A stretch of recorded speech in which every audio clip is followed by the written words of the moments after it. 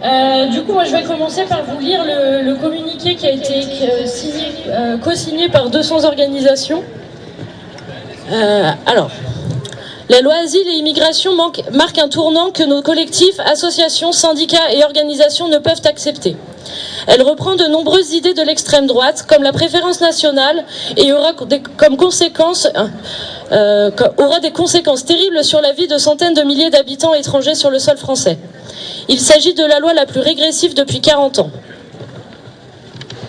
Cette loi raciste et xénophobe restreint le droit au séjour, accentue considérablement la répression, s'attaque au droit d'asile, au droit du sol, aux étrangers malades, aux étudiants non européens et au regroupement familial.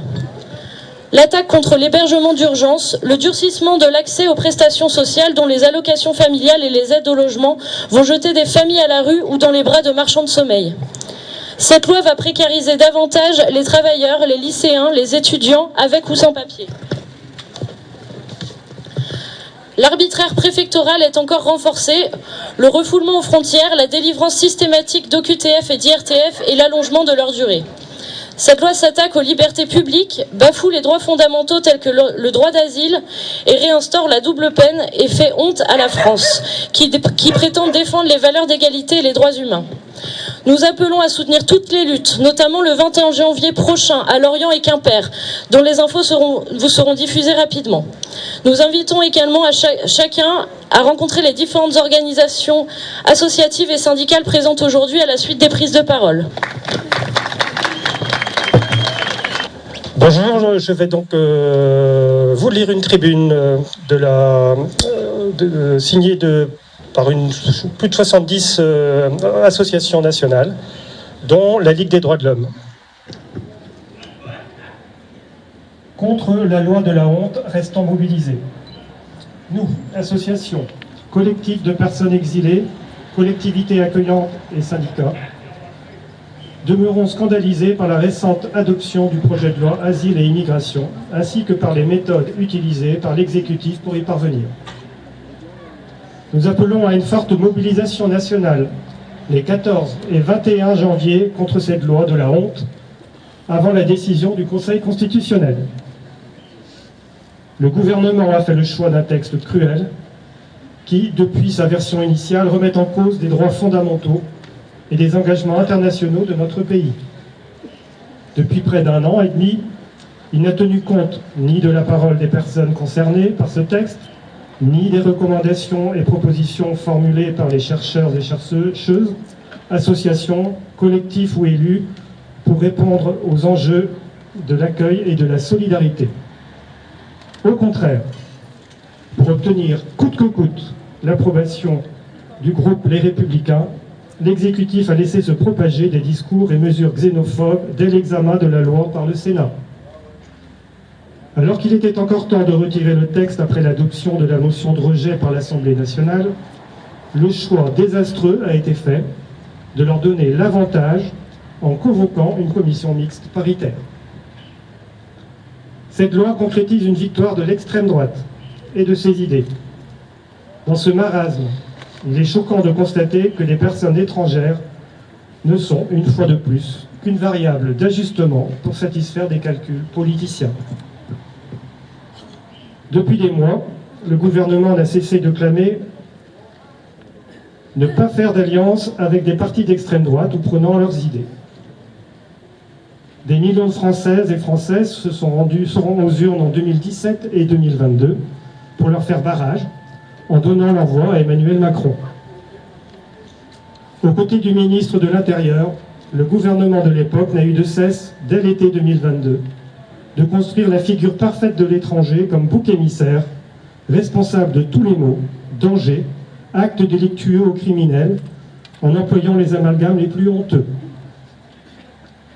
Des drames tragiques qui ont frappé notre pays ces derniers mois ont été instrumentalisés par le gouvernement afin de justifier de manière abjecte la nécessité de cette loi.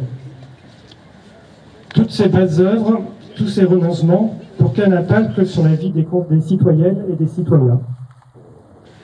Ce texte n'aura comme résultat que l'aggravation de la précarité pour des milliers d'enfants, de femmes, d'hommes, vivant dans notre pays ou tentant de le rejoindre, des gens en proie à un système administratif kafkaïen qui les prive bien souvent d'accès aux droits les plus fondamentaux.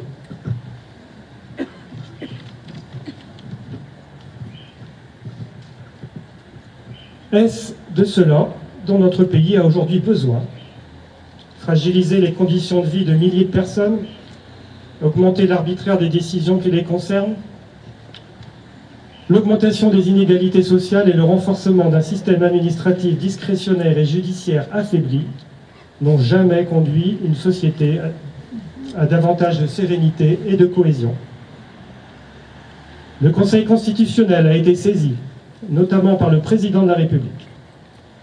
Pourtant garant du respect des institutions et de la Constitution, Emmanuel Macron a donc sciemment encouragé l'adoption de mesures inconstitutionnelles avant d'en référer au verdict des sages, attendu le 25 janvier. Nous dénonçons cette instrumentalisation politique du contrôle de la loi. Cette manœuvre ne peut que fragiliser durablement notre état de droit et la confiance que portent les citoyennes et citoyens dans l'exécutif et la représentation nationale. À l'heure où le dangereux pacte européen sur l'asile et la migration est sur le point d'aboutir, nous ne pouvons nous résoudre à faire partie d'une Europe et d'une France qui se replient sur elles-mêmes et légitiment ainsi des mesures discriminatoires et inefficaces, piétinant les principes humanistes, d'égalité, de solidarité sur lesquels nos sociétés se sont construites. Face à ces dérives, nous, personnes concernées, actrices et acteurs de la société civile, continuerons à nous opposer à toute mesure fondée sur le concept discriminatoire et illégal de la préférence nationale et le rejet de l'autre. Nous condamnons ce texte et ferons tout pour empêcher son application aux côtés du corps médical, des universitaires, des collectivités, des départements et autres pans entiers de notre société concernés par cette loi, qui ont pris position ces dernières semaines. Plutôt que de créer davantage de divisions dans notre pays, construisons dès maintenant, ensemble, un destin positif pour notre société, qui commencera par l'abrogation de cette loi de la honte. Nous serons pleinement mobilisés les 14 et 21 janvier pour atteindre cet objectif. Merci de votre attention.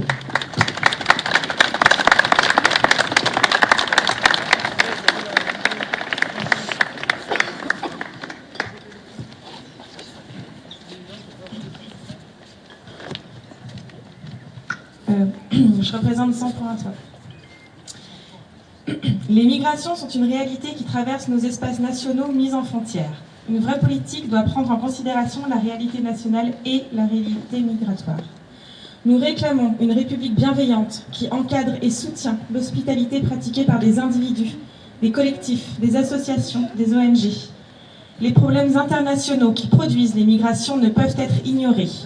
Loin des discours de fermeture fantasmatique des frontières, loin du racisme produit par des sentiments identitaires obsolètes, nous tous ensemble, citoyens et République, devons démocratiser l'hospitalité et l'accueil.